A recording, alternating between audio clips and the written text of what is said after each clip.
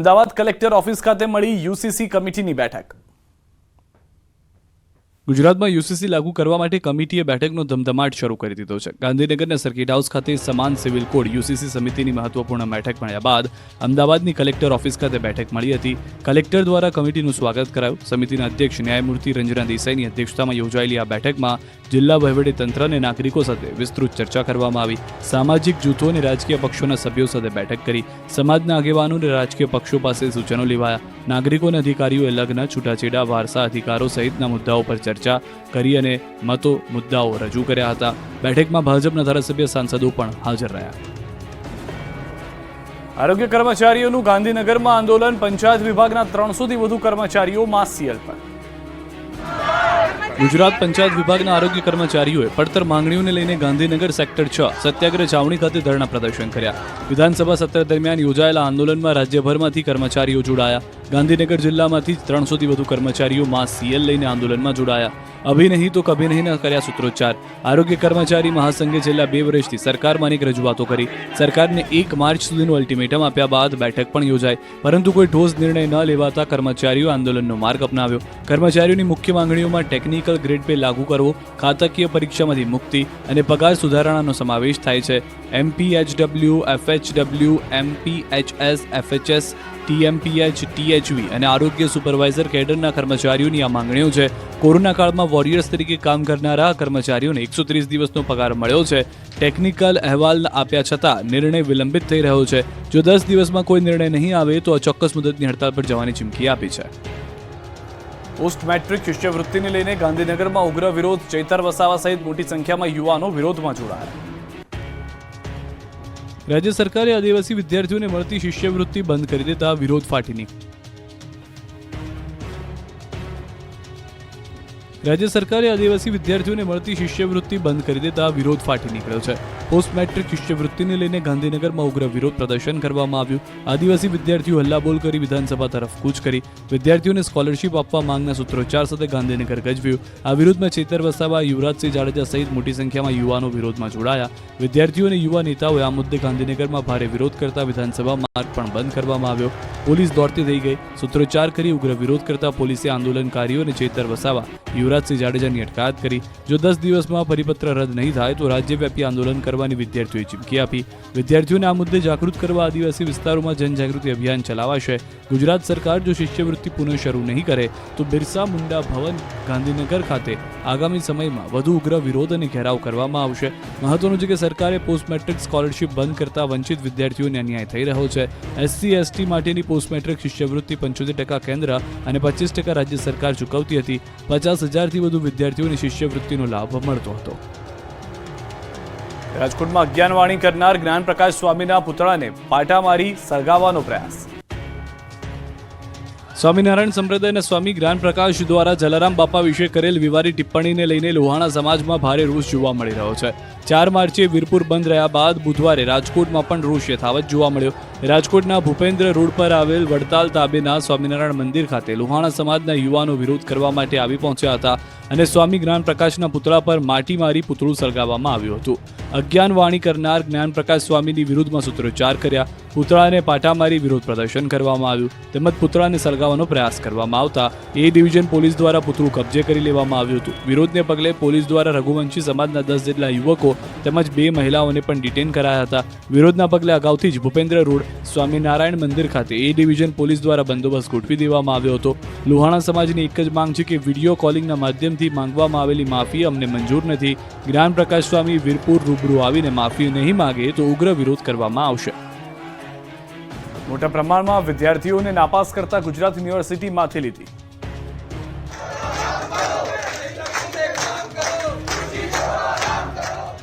વિરોધના દ્રશ્યો છે ગુજરાત યુનિવર્સિટીના। મોટા પ્રમાણમાં વિદ્યાર્થીઓને નાપાસ કરતા ગુજરાત યુનિવર્સિટી માથે લીધી।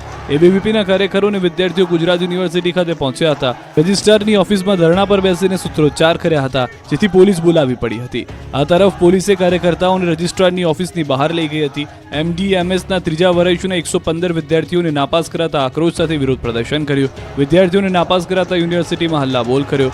પ્રેક્ટિકલમાં સારા માર્ક્સ મેળવનાર વિદ્યાર્થીઓને થિયરીમાં નાપાસ કરાયા હોવાથી વિદ્યાર્થીઓમાં પણ રોષ જોવા મળ્યો। જાન્યુઆરીમાં લેવાયેલી પરીક્ષાના પેપર ચકાસણીમાં ગંભીર બેદરકારીના આક્ષેપ કરાયા। ડિજિટલ પેપર ચેકિંગ ભૂલ ભરેલી હોવાનો વિદ્યાર્થીઓએ દાવો કર્યો. જવાબ વહી ડિજિટલના બદલે પ્રત્યક્ષ તપાસવા માંગ કરી તો રજિસ્ટ્રારે તબીબ વિદ્યાર્થીઓના હિતમાં નિર્ણય લેવાની ખાતરી આપી. નાપાસ થયેલા વિદ્યાર્થીઓએ રીએસેસમેન્ટની માંગ કરી. સુરતના માંડવીમાં વગર વરસાદે આવ્યું પૂર. ઘરથી લઈને ખેતરો સુધી બધું જ ડૂબી ગયું. ખેતરોમાં પાણી, ઘરમાં પાણી, રોડ પર પાણી, અત્ર તત્ર સર્વત્ર બરબાદી જ બરબાદી. જ્યાં જ્યાં નજર કરો ત્યાં માત્ર ને માત્ર તબાહી જ તબાહી નજરે પડશે. ચોમાસાને તો હજુ કેટલીય વાર છે, પણ અહીં જુઓ જમીન પર જળબંબાકાર છે. ખેતરોમાં પાક પાણી સામે નતમસ્તક છે. રોડ પર પાણીની મનમાની છે. ઘરોમાં પાણીએ ઘૂસણખોરી કરી છે. વગર વરસાદે આવેલા પૂરના આ દ્રશ્યો છે સુરતના માંડવીના. અહીંથી પસાર થતી નર્મદાની કેનાલમાં મસ્ત મોટું ભંગાણ સર્જાતા આ માંડવીના ઉશ્કેર નજીક વિસ્તાર જળતરબોળ થઈ ગયો. કેનાલનું ધસમસતા પાણી આસપાસના વિસ્તારમાં સામ્રાજ્ય જવાયું. ખેતરોમાં પાણી ઘૂસી જતા પાક ડૂબી ગયો. પાણીએ હદે તબાહી મચાવી કે ઊભો પાક બરબાદ થઈ ગયો. ખેતરોમાં 4-4 ફૂટ પાણી ભરાતા કેનાલ ખેડૂતો માટે આશીર્વાદરૂપ નહીં પરંતુ અભિશાપરૂપ સાબિત થઈ. કલાકો સુધી પાણીનો ધોધ વહેતા ખેડૂતો પાયમાલ થઈ ગયા. તલ, શેરડી સહિતનો પાક ધોવાઈ ગયો છે. માત્ર ખેતરો જ નહીં, આ વિસ્તારના ખેડૂતો અને ગામડાઓ સુધી કેનાલના પાણીએ રીતસરનો કહેર મચાવ્યો. વગર વરસાદે આવેલું આ તબાહીનું પૂર લોકોના ઘર પર બરબાદ કરી રહ્યું છે. આસપાસના ઘરો પણ જળબંબાકાર થઈ ગયા. ઘરની ચારે બાજુ બસ પાણી જ પાણી જોવા મળી રહ્યું છે. રોજે રોજ કમાઈને ખાતા શ્રમજીવીઓના ઘરોમાં રાતોરાત ધસમસતા પાણી ફરી વળતા બધી જ ઘર વખરી ખરાબ થઈ ગઈ. આ લોકોને પણ નુકસાની વેઠવાનો વારો આવ્યો. તંત્રના વાકે આ લોકોના આશિયાના ડૂબ્યા. બીજી તરફ પાણીએ કહેર મચાવ્યાની જાણ થતાં ગાબડું પડ્યું. તે સ્થળે મોટી સંખ્યામાં ખેડૂતો અને સ્થાનિકો દોડી આવ્યા. સિંચાઈ વિભાગના અધિકારીઓ ઘટના સ્થળ પર પહોંચ્યા. પ્રવાહ બંધ કરવાની કામગીરી કરી.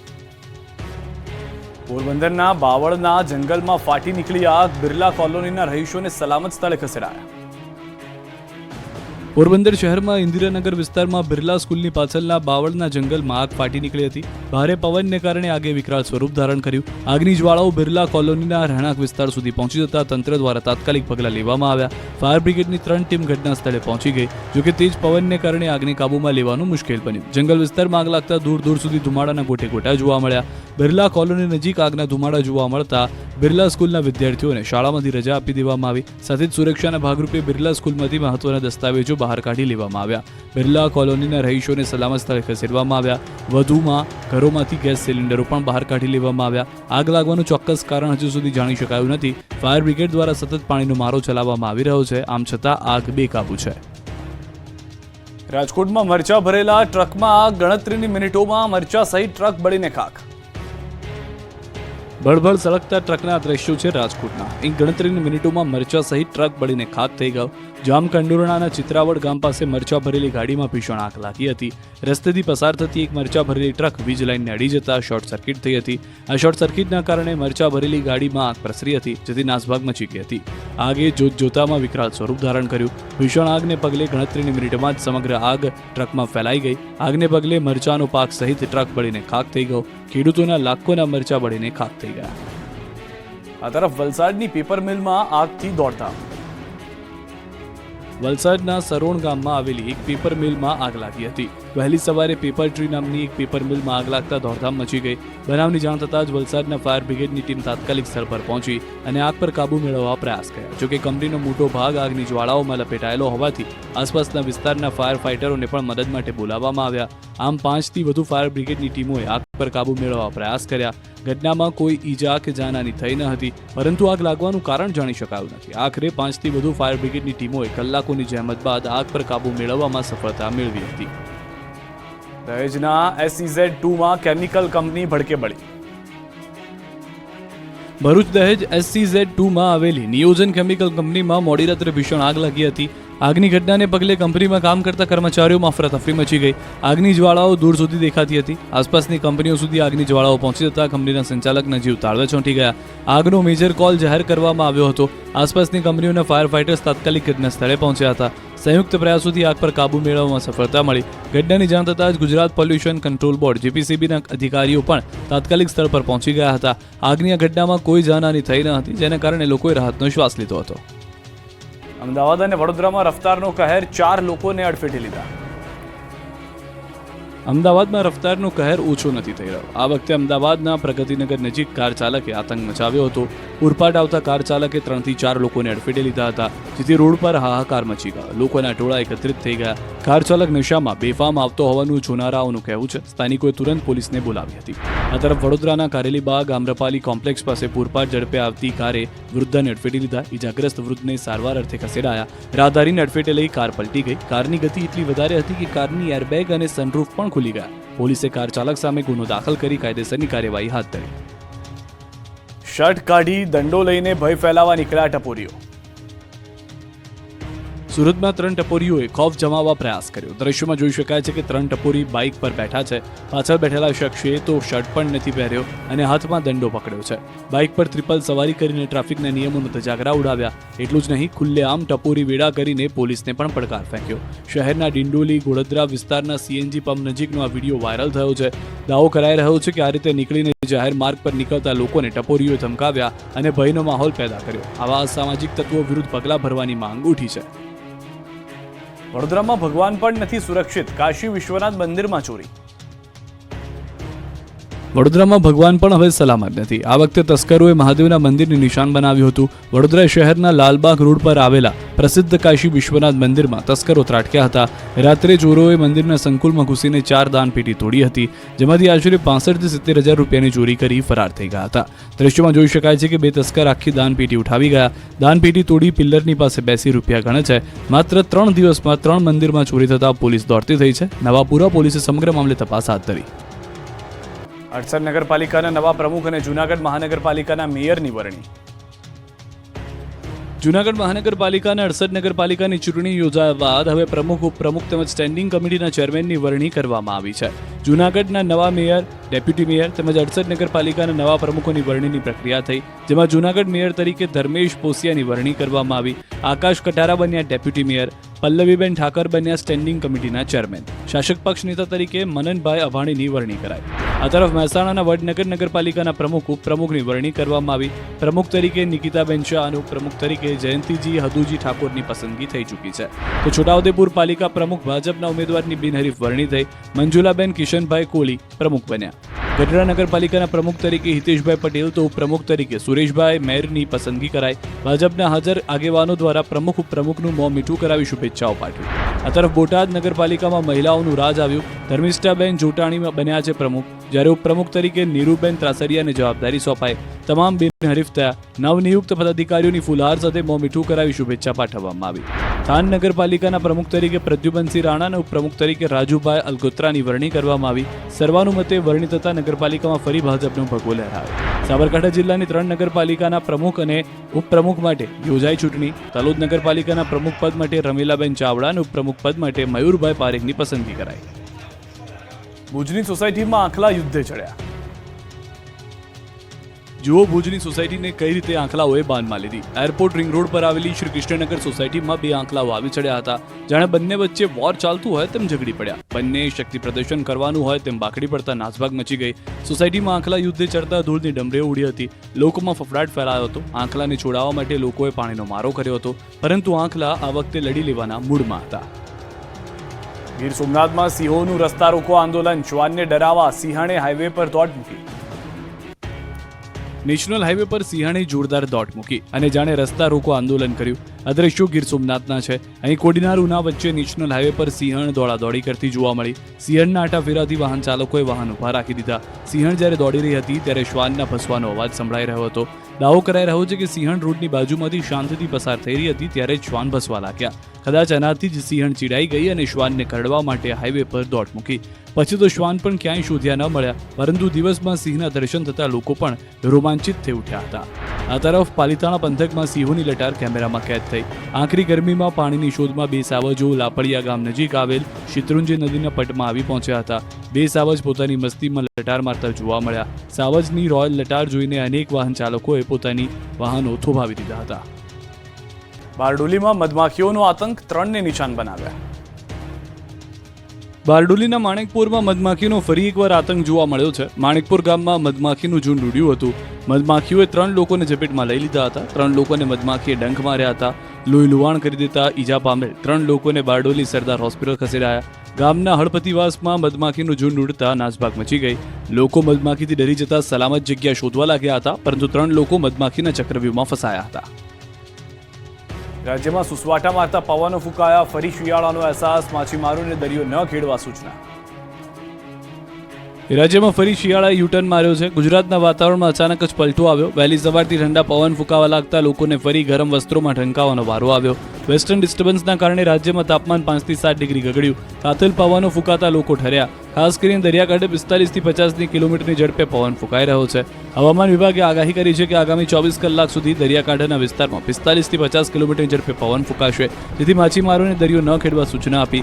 હાલ ઉત્તરથી ઉત્તર પૂર્વના પવન ફૂંકાઈ રહ્યા છે, જેથી નલિયામાં 9.2 ડિગ્રી તાપમાન ઘટ્યું છે. જોકે 24 કલાક બાદ ફરી ગરમીનું જોર વધશે. વેસ્ટર્ન ડિસ્ટર્બન્સને કારણે ઉનાળાની શરૂઆતમાં રાજ્યમાં તાપમાન ફરી ઘટશે. प्रेशर ग्रेडियंट बना हुआ है, कल भी था, आज भी प्रेशर ग्रेडियंट बढ़ा हुआ है. इसके लिए विंड स्पीड बहुत ज़्यादा है समुद्र में. और जो टेम्परेचर ये डाउन हुआ है, हम कल भी बोले थे, जो northerly wind, northerly to northerly north easterly wind अभी यहाँ से पास कर रहा है, इसके लिए टेम्परेचर डाउन हुआ है. કાળઝાળ ગરમી વચ્ચે હજુ ડોકિયા કરતો રહેશે શિયાળો. થોડા દિવસ ગરમીના આકરા રાઉન્ડ બાદ મંગળવારથી રાજ્યભરમાં ઠંડા પવનોના કારણે ઠંડક પ્રસરી છે. 30 કિલોમીટરથી વધુની ઝડપથી ફૂંકાતા ઠંડા પવનોને કારણે તાપમાન એકાએક ગગડી ગયું. હવામાન નિષ્ણાંત અંબાલાલ પટેલના દાવા પ્રમાણે વેસ્ટર્ન ડિસ્ટર્બન્સ હટી ગયું હોવાથી ફરી એક વખત ઠંડક પ્રસરી છે. જોકે આ ઠંડક લાંબો સમય નહીં ટકે અને 3-4 દિવસ બાદ ફરી તાપમાન ઉચકાશે. ઉત્તર ગુજરાત કચ્છમાં ગરમી વધશે. દક્ષિણ ગુજરાતમાં 42 ડિગ્રી સુધી પહોંચી શકે છે ગરમીનો પારો. ત્યારબાદ ફરી એક વેસ્ટર્ન ડિસ્ટર્બન્સ આવશે, જેની અસરના કારણે ફરી એક વખત તાપમાનમાં ઘટાડો નોંધાઈ શકે છે. એટલું જ નહીં, વાદળછાયું વાતાવરણ પણ આવતા સપ્તાહે જોવા મળી શકે છે. હમણાં વાતાવરણમાં ઠંડક આવે છે, કારણ કે વેસ્ટર્ન ડિસ્ટર્બન્સ જે છે એ હટી જતાં વાતાવરણમાં ઠંડક આવતું હોય છે. આમ છતાં એક પછી એક વેસ્ટર્ન ડિસ્ટર્બન્સ માર્ચ એપ્રિલમાં આવ્યા કરશે અને ઠંડીમાં વધઘટ રહેવાની શક્યતા રહેશે. તારીખ 8 થી 14 એક બીજું વેસ્ટર્ન ડિસ્ટર્બન્સ આવશે, જેના દ્વારા પણ દક્ષિણવર્તી છે. સૌરાષ્ટ્રના અગ્રીમ ગણાતા એવા ગોંડલ માર્કેટિંગ યાર્ડમાં ધાણાની મબલક આવક થઈ છે. ગોંડલ યાર્ડમાં 1.75 થી 2 લાખ ગુણી ધાણાની આવક જોવા મળી હતી. યાર્ડ બહાર બંને બાજુ 1800 થી 2000 વાહનો, 6 થી 7 કિલોમીટર લાંબી લાઈનો જોવા મળી. તો હરાજીમાં ધાણાના 20 કિલોના ભાવ 900 રૂપિયાથી 2150 સુધીના બોલાયા અને ધાણીનો 20 કિલોનો ભાવ 1000 થી 3000 રૂપિયા સુધીનો બોલાયો. ત્યારે અન્ય કોઈ જાહેરાત ન કરવામાં આવે ત્યાં સુધી ધાણાની આવક સદંતર બંધ કરવામાં આવી છે.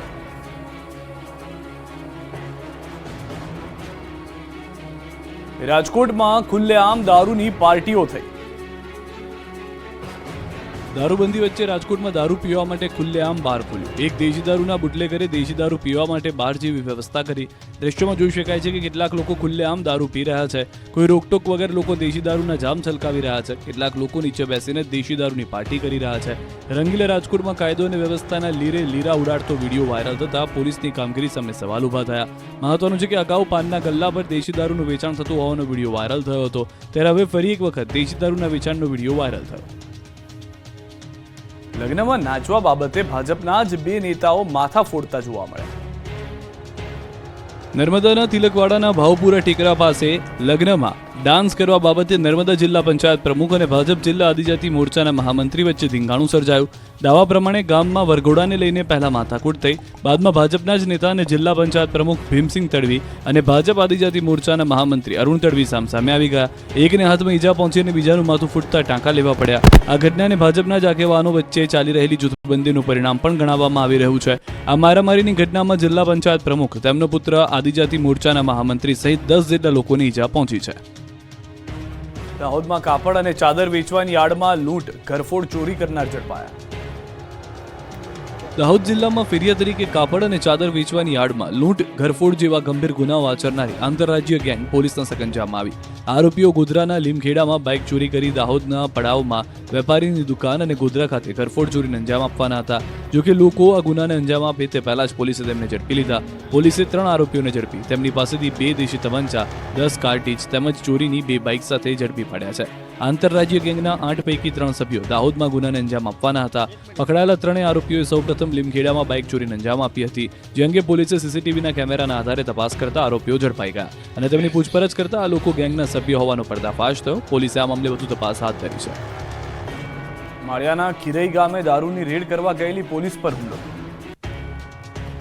મોરબી જિલ્લામાં બુટલેગરોને હવે પોલીસનો પણ ડર નથી. માળિયા તાલુકાના ખીરાઈ ગામે દારૂની રેડ કરવા ગયેલી માળિયાની પોલીસની ટીમ પર અંદાજે 20 જેટલા શખ્સોએ પથ્થરમારો કર્યો. પોલીસ પર બુટલેગરોએ હુમલો કરતા નાસભાગ મચી ગઈ.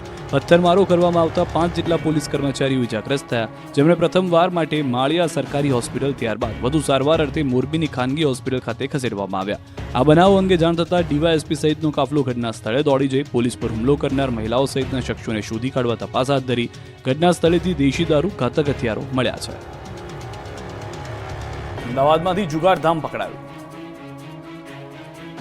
અમદાવાદ શહેરમાંથી જુગારધામ પકડાયું. અમદાવાદના છેવાડે આવેલા શીલજ ગામમાં સ્ટેટ મોનિટરિંગ સેલની ટીમે દરોડા પાડ્યા હતા. હાઈ પ્રોફાઇલ જુગારધામ ઝડપી પાડ્યું છે. એસએમસીએ રેડ દરમિયાન 16 લાખ રોકડ, મોબાઈલ ફોન, વાહનો સહિત લાખો રૂપિયાનો મુદ્દામાલ જપ્ત કર્યો. શીલજ ગામમાં જાહેરમાં 14 જુગારીઓ જુગાર રમતા હતા, ત્યારે એસએમસીની ટીમે રેડ કરીને કાર્યવાહી કરી હતી. એસએમસીએ રેડ કરતા સાથે જ અફરાતફરીનો માહોલ સર્જાઈ ગયો હતો. તમામ જુગારીઓ સ્થાનિક હોવાનું હાલ તપાસમાં સામે આવ્યું છે. એસએમસીએ રેડ દરમિયાન વાહનો તેમજ મોબાઈલ ફોન પણ કબજે કર્યા છે. જુગારીઓ અંદર બહારનો જુગાર રમતા હતા. 13 આરોપીઓ હાલ પણ વોન્ટેડ છે. કુલ 25 લાખનો મુદ્દામાલ જપ્ત કરાયો છે. સાયબર ગઠિયાઓએ અરવલ્લી જિલ્લા કલેક્ટરનું નકલી એકાઉન્ટ બનાવ્યું. અરવલ્લી જિલ્લાના લોકો કલેક્ટરના નકલી એકાઉન્ટથી ચેતીને રહેજો, કેમ કે અરવલ્લી જિલ્લા કલેક્ટરનું નકલી એકાઉન્ટ બન્યું છે. સાયબર ગઠિયાઓએ અરવલ્લી કલેક્ટરને પણ છોડ્યા નથી. કલેક્ટરના ફોટા સાથે નકલી આઈડી બનાવ્યું છે. નકલી આઈડીથી મેસેજ કરતા સમગ્ર ભાંડો ફૂટ્યો હતો. કલેક્ટરના પરિચિતોને વોટ્સએપના નકલી આઈડીથી મેસેજ કરાયા હતા.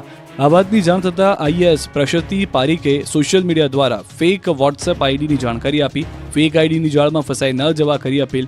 ફેક આઈડીનો સ્ક્રીનશોટ શેર કરીને લોકોને અપીલ કરી હતી કે ફેક આઈડીમાં ઉપયોગમાં લેવાયેલ નંબર શ્રીલંકાનો છે. ફરિયાદ કરાતા સાયબર ક્રાઇમ દ્વારા ફેક આઈડી અંગે કરાશે કાર્યવાહી. છોટાઉદેપુરમાં નળથી જળમાં થયું છળ, અનેક ગામમાં નથી પહોંચ્યું પાણી. નળથી જળ યોજનાના નામે છોટાઉદેપુરમાં છલ થયું. છોટાઉદેપુર જિલ્લાના ક્વાંટ તાલુકામાં ઉનાળાની શરૂઆત થતાની સાથે જ પાણીનો કકળાટ ઊભો થયો છે. આ સમસ્યાના નિરાકરણ માટે સરકારે છોટાઉદેપુર જિલ્લાના કેટલાય વિસ્તારોમાં નળ સે જળ યોજનાના નળ લગાવ્યા, જેથી ગ્રામજનોએ હાશકારો લીધો કે તેમને પાણીની ચિંતા નહીં સતાવે. પરંતુ સ્થિતિમાં કોઈ બદલાવ આવ્યો નથી, કારણ કે નળ સે જળ યોજના નળ તો લગાવ્યા બાદ પણ નળમાં ટીપુય પાણી નથી આવતું. ક્વાંટ તાલુકાના 131 ગામો આવેલા છે, જેમાંનું એક ગામ છે સમલવાંટ ગામ. અહીંના ગ્રામજનોએ તાલુકા પંચાયતના કારોબારી અધ્યક્ષ પિન્ટુ રાઠવાને પાણી બાબતે રજૂઆત કરી. પિન્ટુ રાઠવાએ ગામની મુલાકાત કરતા એક પણ નળમાં પાણી ન આવતું હોવાનું સામે આવ્યું. સાથોસાથ અધિકારીઓએ પુષ્કળ પ્રમાણમાં ભ્રષ્ટાચાર કર્યો હોવાનું સામે આવ્યું. નર્મદા નદીનું પાણી સૌરાષ્ટ્ર અને દાહોદ સુધી પણ પહોંચાડવામાં આવ્યું, પણ અહીં રહેતા લોકો પાણી માટે વલખા મારી રહ્યા છે. પાણી વગર બોર, કૂવા અને તળાવો સુકાઈ રહ્યા છે. અહીંના લોકોને દૂર દૂર સુધી પાણી મેળવવા ભટકવું પડે છે. 2 બેડા પીવાનું પાણી તો જેમ તેમ કરીને મળી લે છે, પણ ગામના લોકોને તેમના મૂંગા પશુઓની ચિંતા ખૂબ સતાવે છે. ત્યારે હવે લોકો ઘરે ઘરે નાખેલા નળમાં પાણી આવે તેની રાહ જોઈ રહ્યા છે. કેમિકલ માફિયાઓના ત્રાસથી ગોધરાની મેશ્રી નદી મૃતપાય અવસ્થામાં. પહેલી નજરે તમને આ કોઈ ગટર વહેતી હોય તેવું લાગશે, પરંતુ આ ગટર નથી. આ તો છે ગોધરાની આન બાન અને શાન સમાન મેશ્રી નદી. કેમિકલ માફિયાઓના પાપે ગોધરામાંથી પસાર થતી મેશ્રી નદી મૃતપ્રાય બની ગઈ છે.